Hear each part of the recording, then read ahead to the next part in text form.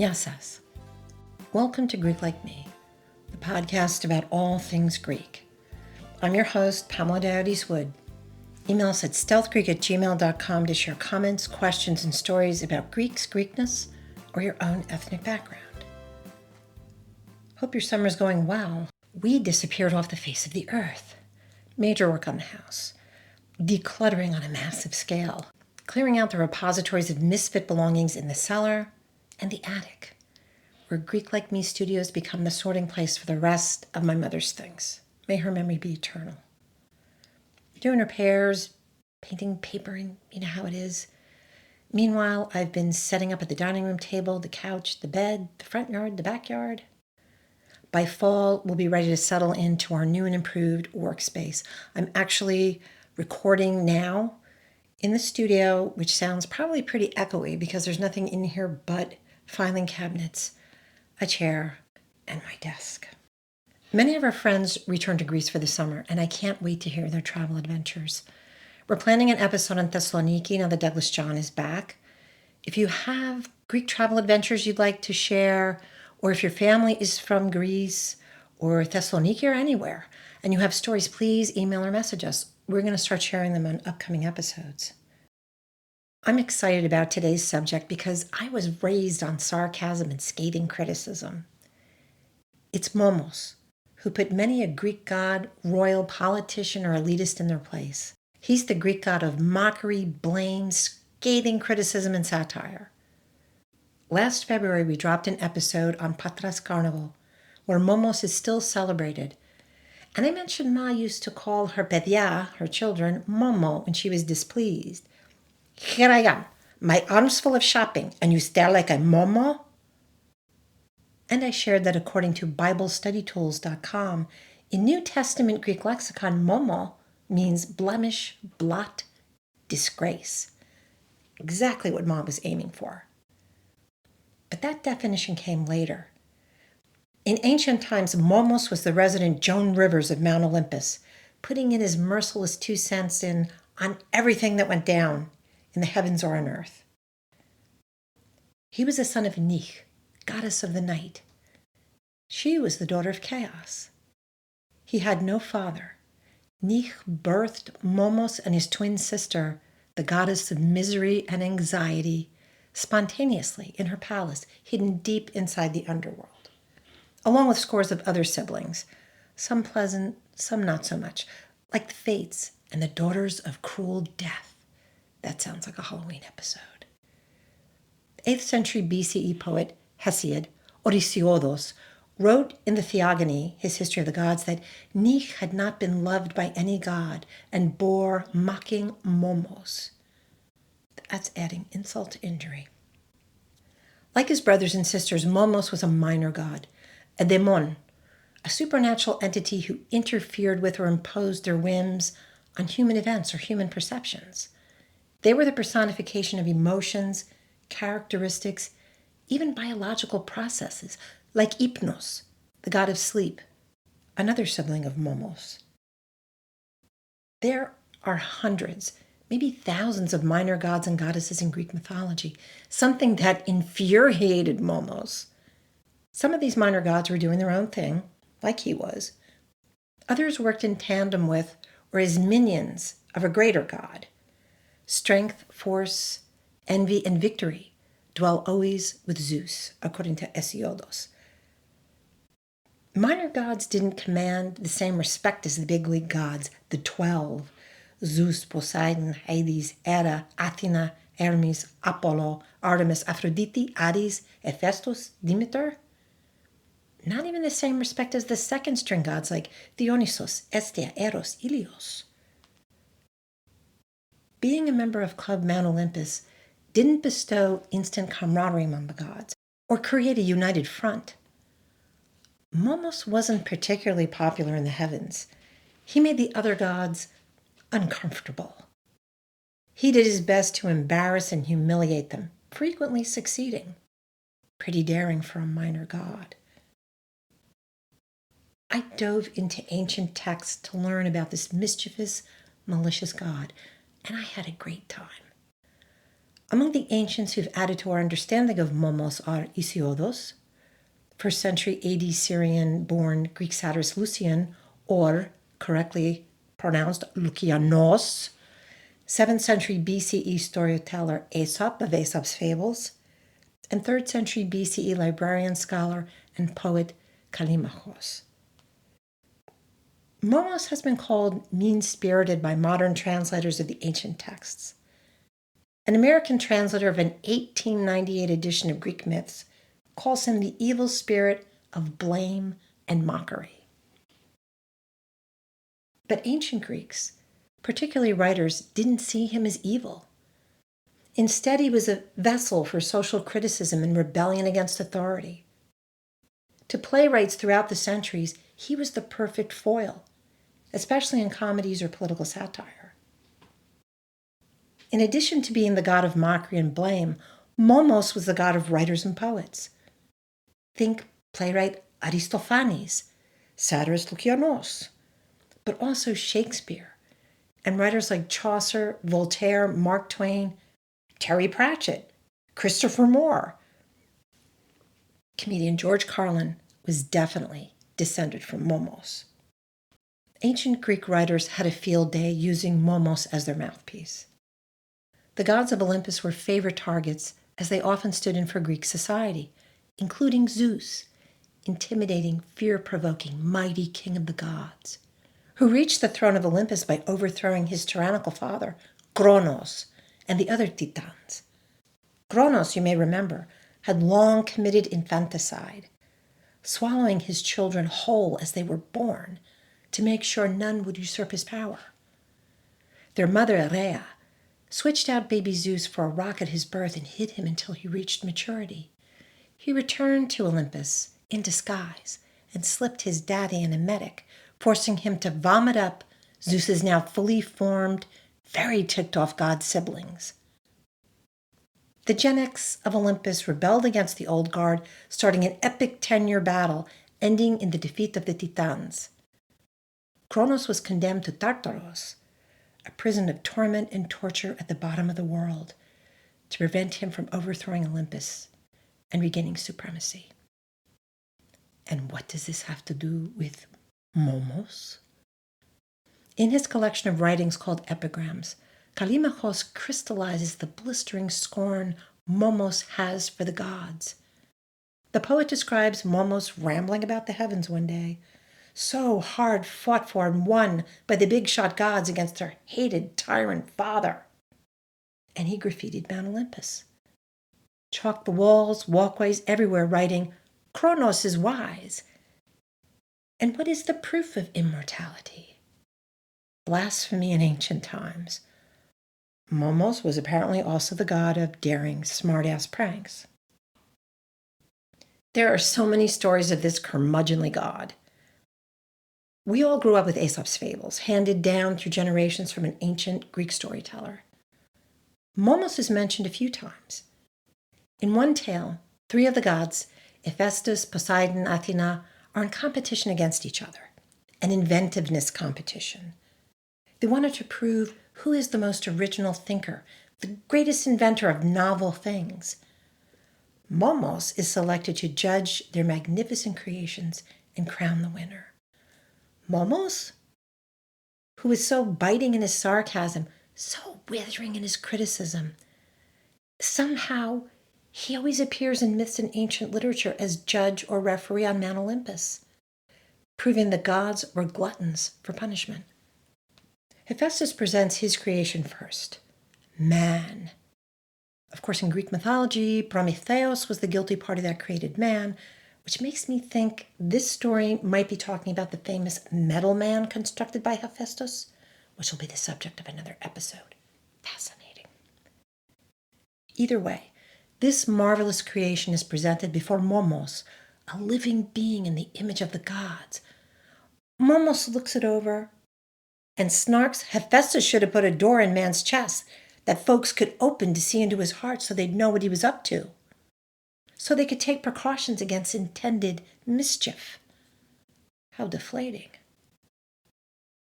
Poseidon proudly offers up his masterpiece, the first bull, a huge, powerful animal with enormous horns. But Momos is not impressed.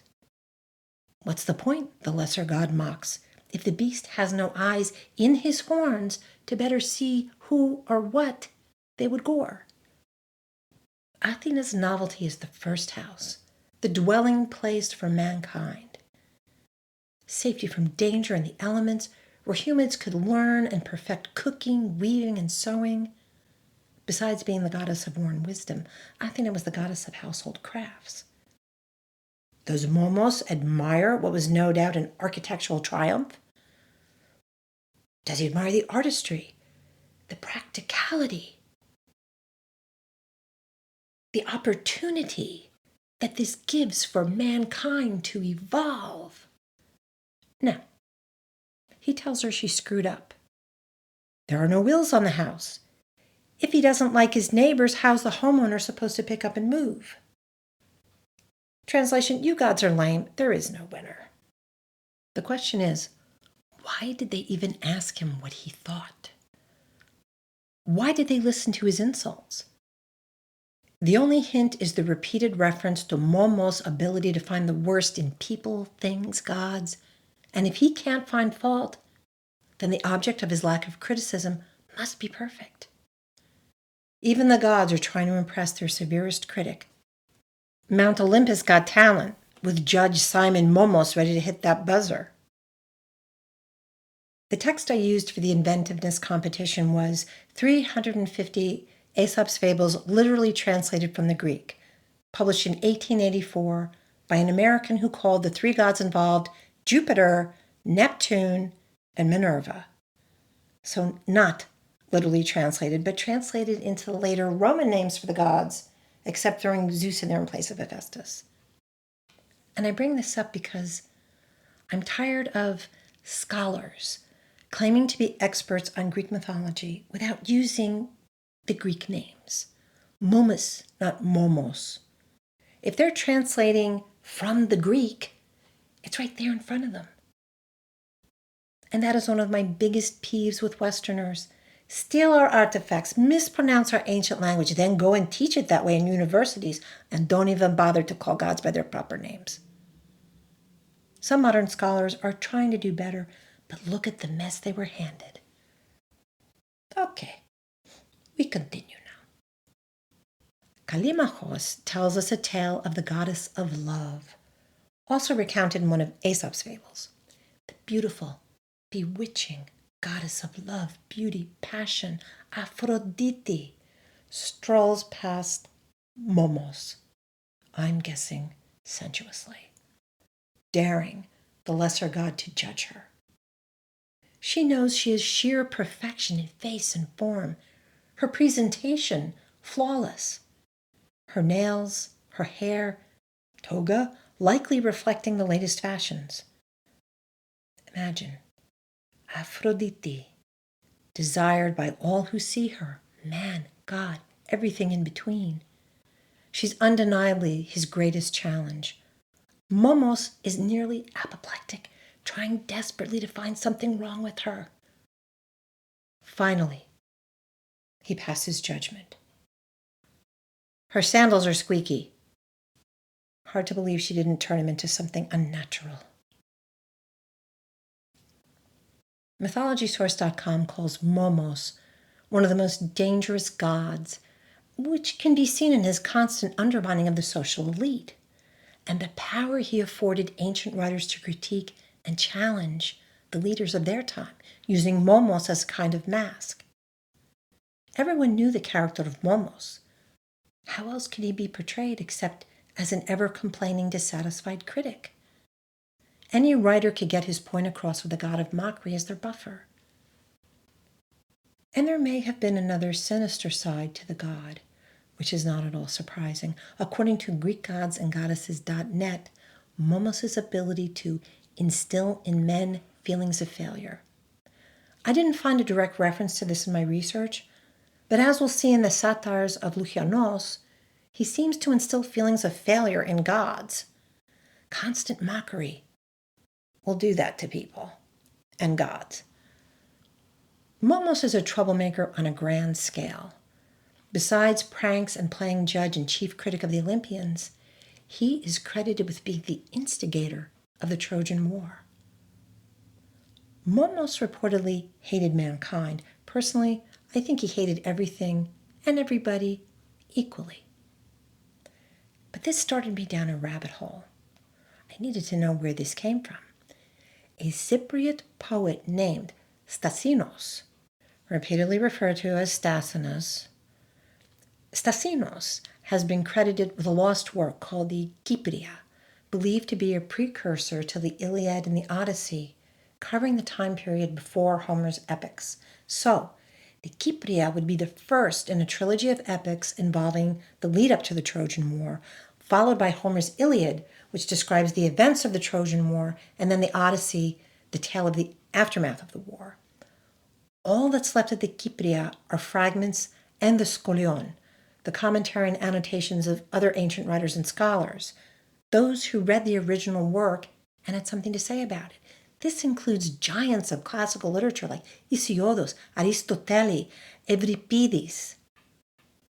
According to the fragments and the scholion, the Kypria describes the time period a generation before the war, when the earth, a goddess herself, the mother of the Titans, has grown tired. She's been providing a home and nourishment to countless living things, but mankind has unfairly burdened her. Malcolm Davies, in his book, The Kypria, translates, "Countless tribes of mortals were thronging about, weighing down the earth. Zeus took pity and devised a plan to lighten the burden caused by mankind from the face of the all-nourishing earth." Initially, Zeus's plan was to unleash his wrath on the troublesome mortals through thunderbolt and floods, says Menelaos Christopoulos in an article for Harvard Center for Hellenic Studies.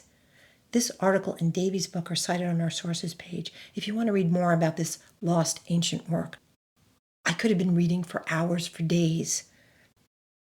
This may be why I'm so late getting this episode out. Zeus's attack, unleashing deadly lightning and devastating floods, might have wiped out mankind entirely, which you might think would appeal to Momos. But he jumps in with a better idea. Davies' translation explains, it was said that Zeus took counsel of Momos in concocting this alternate plan. He suggested, rather than exterminating humans with a sudden blast of lightning, the king of gods should instead incite men to make wars that would drastically relieve Earth from the excessive burden. Diabolical. Thetis, the sea god who gave birth to the hero Achilles, or Achilleus, encourages Zeus to mate with a mortal, creating the child who would become Helen of Troy, the face that launched 1,000 ships, the trigger for the devastating war between the Greeks and Troy. Not that Zeus needs much encouragement in the mate with the mortal scenario. Oh, what a tangled web the gods weave. They put in place a plot that takes decades to come to fruition, like Russian spies in New Jersey suburbs. The Trojan War precipitates death on a massive scale. Many of the ancient world's greatest warriors fall, including Achilles. Proving even gods are uncertain of the outcomes of their actions, Thetis provides the ignition for the war in setting Zeus off to sire Helen, and loses her beloved son as a result. The mighty, prosperous city of Troy is destroyed, its people massacred.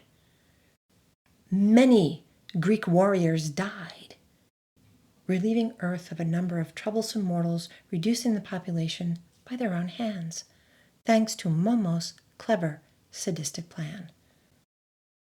Makes you wonder if he set in place the Industrial Revolution and global warming. Fortunately, much of the surviving literature featuring Momos is less tragic and more witty repartee. Lukianos, in his famous Dialogues, gave us Zeus the Tragedian, a hilarious back-and-forth verbal sparring illustrating Momos in action. Zeus is suffering, lamenting the fate of Olympus because a popular Epicurean philosopher is going about questioning the existence of the gods. Epikuros was a 4th century BCE philosopher. who focused on the importance of pleasure, materialism, and the rejection of divine entities. In Zeus the Tragedian, this follower of Epicurus has piqued the interest of so many of the Greek people, the aftershocks are felt throughout the heavens. The philosopher, Damis, is standing up on soapboxes telling people the gods don't exist. They have no power to influence anything on earth. Zeus fears mankind will be persuaded by his arguments and stop worshiping the gods. The results would be catastrophic. No more adoration and prayers, no more statues or offerings of gold, no more sacrifices in their honor. This reminds me of the original Star Trek episode Who Mourns for Adonis? The Greek gods fade away because no one worships them anymore. Zeus complains there'll be no more meat. Momos listens to his leader moaning for a while, but he doesn't sympathize with Zeus or the rest of the population of Mount Olympus. He is, of course, a citizen of Olympus himself. Instead, he supports the arguments and disdain of their new foe, Damis, pointing out the injustice and cruelty of the world, and the responsibility of all this falls to the gods, says Momos, first and foremost to Zeus. Momos, the fault finder, prince of destructive criticism, admits and deprecates the insolence of man, but maintains the gods have given abundant ground for criticism. Momos points out that Zeus claims to care for mankind, yet he never separates the good from the bad. He's only interested in men who offer sacrifice and tribute. The king of the gods' priority is not whether the supplicant is worthy of his favor or protection, but where's the beef? Literally. Momos says, what, pray, would anyone expect them to think when they see such confusion in human life, their good men neglected, perishing in poverty, in disease and slavery, while thoroughly bad and rascally men are preferred honors and bound in health and lorded over their betters, the sacrilegious not punished but getting off scot-free, the innocent impaled alive or sometimes beaten to death. Hard to believe this is the same guy that set off the Trojan War. He's not surprised humans would decide the gods can't possibly exist if they are suffering for no reason, and not one of them responds to their sincere sacrifices and offerings, to their festivals, their processions, if the evil man's offerings are superior. Momos goes on to blast the gods for plaguing mankind with monsters, centaurs, rude, the 9-headed serpent Hydra, the Thracian mares, which is a herd of man-eating horses, then only caring, quote, whether there is anyone sacrificing and raising that fat steam of burnt offerings at the altars. It's no wonder humans would like to give the gods the heave-ho and stop seeing them as superior beings who deserve worship. We now suffer what might have been expected, and we shall suffer still when men, little by little, rising up from their prostrate condition, shall find that they get no profit by their sacrifices to us or religious processions. While the gods bicker and worry, they learn there will be a debate between the maverick atheistic philosopher and another who will argue in defense of Olympus. Timocles will champion the gods. He'll challenge the arguments of Damis and prove the gods exist and are all-powerful. The gods need someone to speak on their behalf, someone who can persuade mankind to continue worshiping the pantheon of Olympus. The problem is, in Luciano's tale, he's not very good at it. If Momos were capable of happiness, he would be over the moon at having a target as inept and tongue-tied as Timocles. Apollo, one of the most powerful of the gods, shyly asked his father, Zeus, if he may speak, as he is only a beardless youth. Now he's in Momos' sights. The god of mockery reminds Apollo how old he is, and that if he has no beard, at least some of his children had very thick and fine-grown ones. And Apollo has dozens of oracles getting up in everybody else's business all the time. including kings, warriors, blushing maids. Is he seriously trying to act the shy, humble youth? Zeus gives permission. And Apollo tells him the problem with good and pious Timocles is that he's shy and misspeaks and can't seem to make his point clearly without confusing his listeners. Apollo fears Timocles will not be able to persuade the people if they cannot follow his reasoning. He says, one's hearers must understand one. Okay, this prompts Mómos to go on a tear, ridiculing Apollo, god of prophecy, he of the many insistent oracles. Yes, the speaker must be clear, Mómos shouts. Something you don't do yourself, Apollo. Apollo wants others to speak clearly, Mómos tells the other gods, while the oracles are ambiguous and enigmatical. In fact, Apollo's temples generate indecipherable predictions.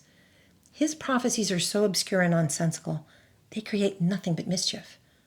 Often those consulting the oracles misunderstand, misconstrue their meanings, making the faithful run off to find another oracle to interpret the predictions of the first one.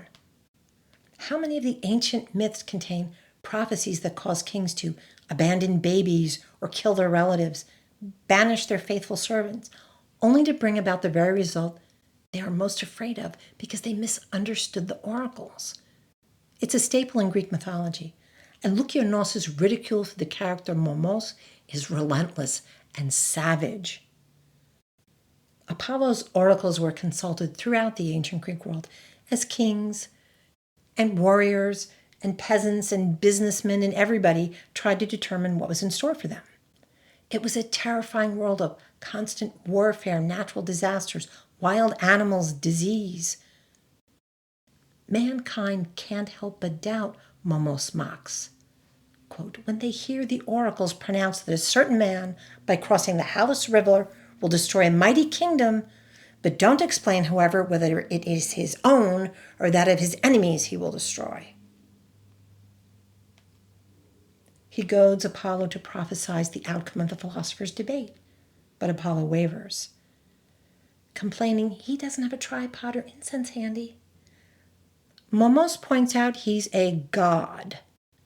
Ruffled, Apollo agrees to try if Zeus will accept that he doesn't have the necessary time or accoutrement to frame the prophecy in his usual poetic meter. Mómos applauds this because now, maybe, finally, they'll understand what the heck he's talking about. Speak, but only clearly, Apollo, and not verses that themselves need an interpreter. Apollo goes on to spout all kinds of wordy, meandering nonsense and gets a laugh out of Mómos, who offers to translate for the other gods.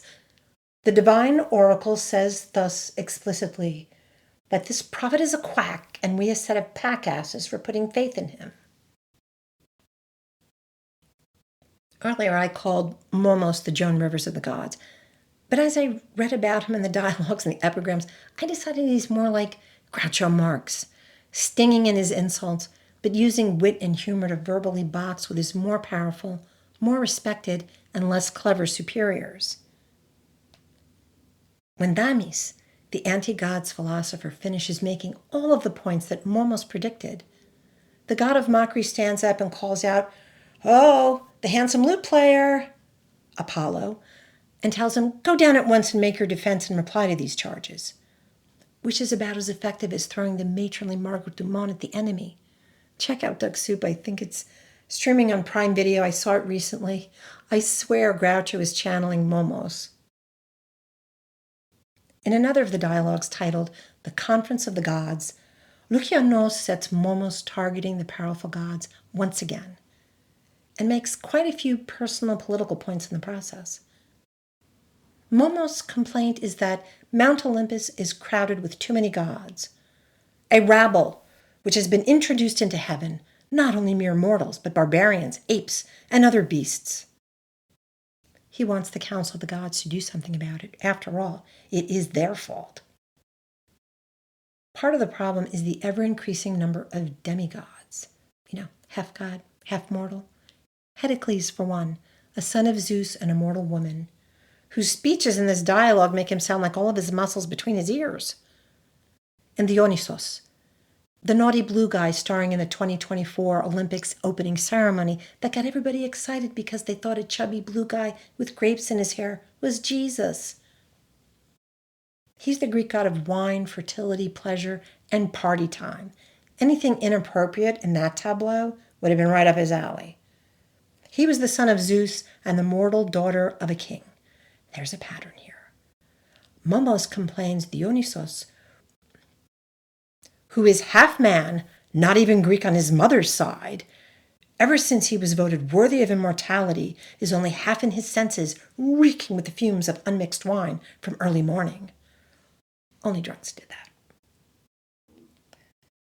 Dionysos, who rescued his mother from Hades and made her immortal, is accused of introducing among us a whole tribe of his relations, troops of dancers, and makes God of Pan and the satyrs.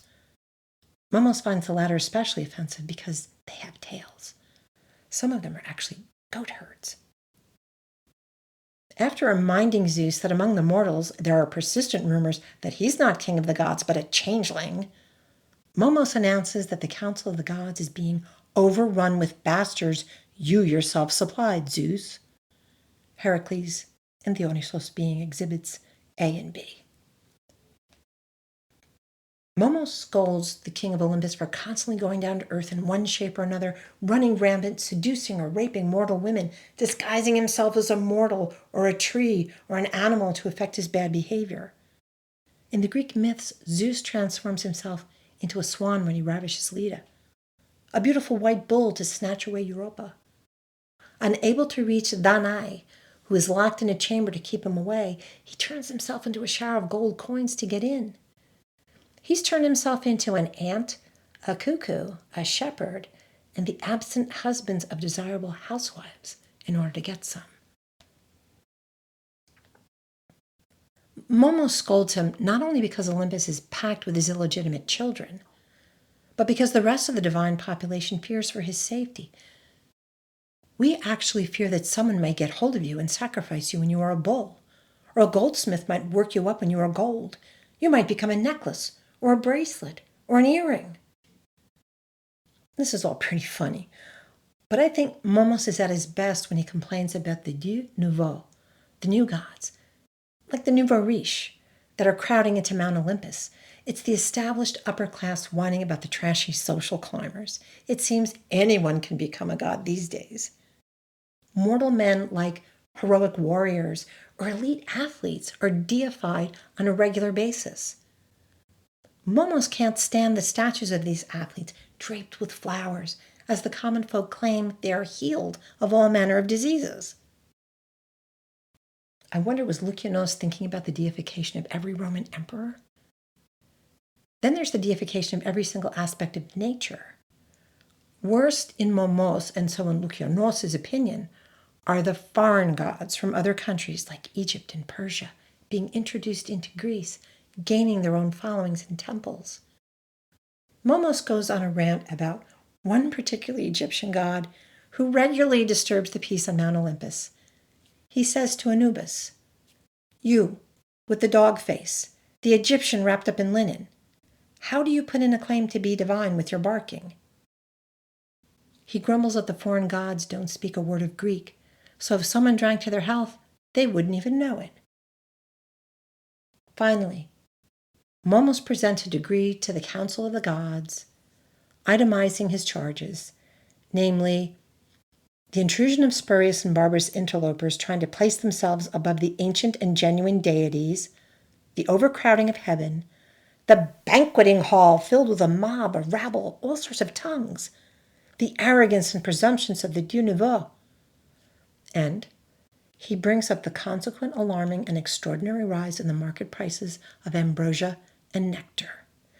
It's not enough that they take part in our banquets on equal terms, and that they are half mortals, bringing up their servants and bacchanalia hangers-on and register them as gods. They horn in, sharing the sacrifices of the gods, and take their distribution of sacrificial meats without even paying a foreigner's tax. In the opinion of Mómos, the council should meet up and set up an inquisition, made up of 3 of the remaining Titans, those who had not sided with Kronos, and 3 of the 12 Olympians. Everyone claiming to be a god would have to present their credentials. These would then be scrutinized by the inquisitors. The council would challenge every newcomer crowding into Olympus. Gods unworthy of their new status would be demoted and tossed out of the heavens. Every deity in question must be declared legitimate or shall be dispatched down to their proper sepulcher, because they wouldn't be immortal anymore. Any caught in the act of climbing into heaven shall be thrown into Tartarus. And while the other gods are listening and approving his decree, Momos gets in his last digs on the 12. He demands each god be limited to one specialty, no crossover with the others. Athena shouldn't be practicing medicine. Asclepios, a doctor, very full-bearded and the son of Apollo, shouldn't be prophesizing. Momos is forever annoyed with Apollo. Apollo is all over the place, and Momos uses him as an example of an overly grasping god. In his decree, he says, Apollo may not have all to himself so many departments, but choose one. Either be a prophet, a professor of music, or a physician. At the end of the Lucianos text I used, a really fun 1903 translation by Howard Williams, there's an index of the mythological characters that appear in the dialogues. And many of the dialogues don't include Momos. But on every page, several of the entries not only have references to their identities, woodland god, goddess of the hunt, sea nymph, but also a side notation that they have been ridiculed by Momos or criticized by Momos. It's pretty hilarious. You can access the full text at hathitrust.org.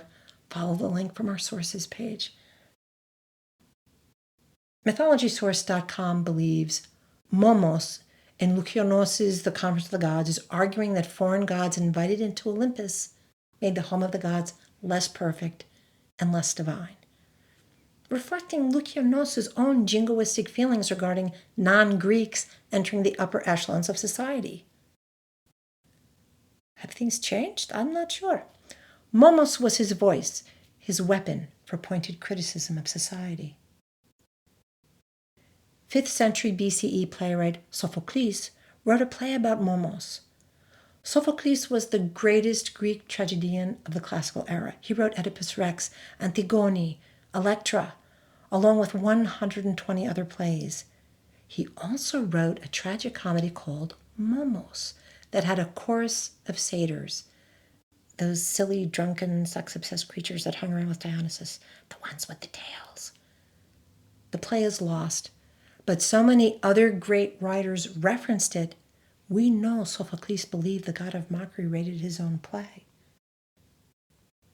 Momos is so entrenched in the minds of ancient Greeks, he even appears in love poems. I found a 1771 English translation of the love epistles of Aristenetos, a writer from the 5th century. I pulled up 2 references to Momos. In the first, the poet refers to the perfection of the woman he adores. Momos could find no blemish. A great compliment, as we know Momos didn't give up easily. In the next reference to the god, Aristenetos shows his devotion by claiming, nor does a single fault appear. Momos might search and search again, but all his searches would be in vain. Most women like to be praised and adored without their suitor bringing up the god of mockery, but remember, lack of insult from Momos equals perfection. All of the stories of Momos depict him tormenting and harassing the gods with his vicious humor and sarcasm. Eventually, the gods become fed up with him and his constant barrage of criticism and mockery. His favorite target, outside of Apollo, Zeus, exiles him from Mount Olympus. What happens to him after this is unknown, except the suggestion of various modern writers that he traveled the earth, continuing to trash the gods to anyone who would listen.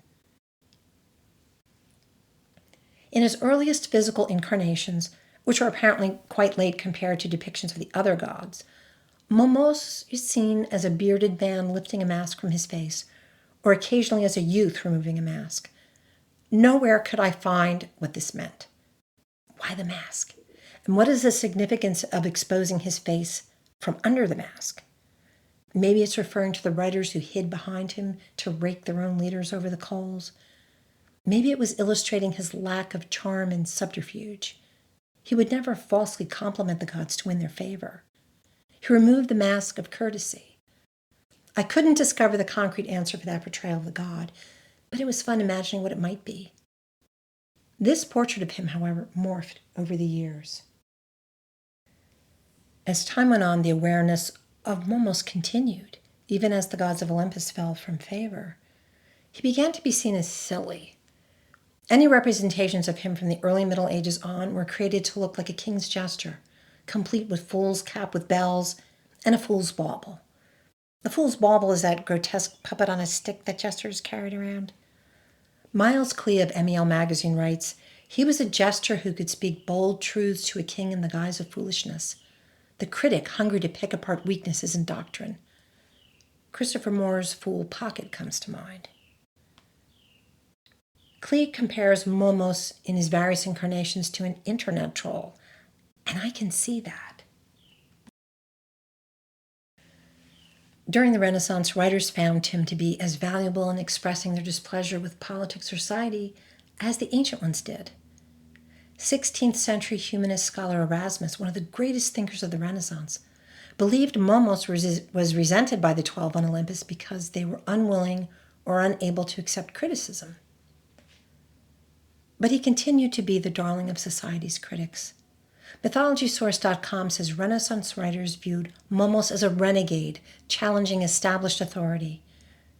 Those writers believed it was their right to criticize authorities in government, in the church, and the upper classes, businessmen who manipulated markets and influenced policy without thought of its impact on society at large. A little later on, Mómos was a natural for the Enlightenment during the late 17th and 18th centuries, the era of intellectualism, reason, and skepticism. Klee writes Mómos might have been the inspiration for Satan in Milton's 17th century classic, Paradise Lost. Quote, the fallen angel who rebelled against heaven and drew allies to his infernal cause by the persuasive power of his rhetoric. Social critics and writers of the 18th and 19th centuries made him sillier, but still clever and biting, a sort of Cariosi's character, ridiculous, clowny, but a spokesman for the common people in taking down their betters. MythologySource.com sums it up. In both the ancient world and later eras, he became a character that could freely speak the unpleasant truths others did not wish to hear. He was the ultimate free speech advocate and allowed others to speak through him against social and political ills over centuries. In 1872, the Knights of Mómos first appeared in New Orleans at a New Year's Eve party. I found this in a book called A History of the Knights of Mómos, published in 1922. Quote, full of gay spirit of laughter and ridicule were these youths, so they chose as their ruler Mómos, son of Night, Mómos, the gay god of laughter and ridicule.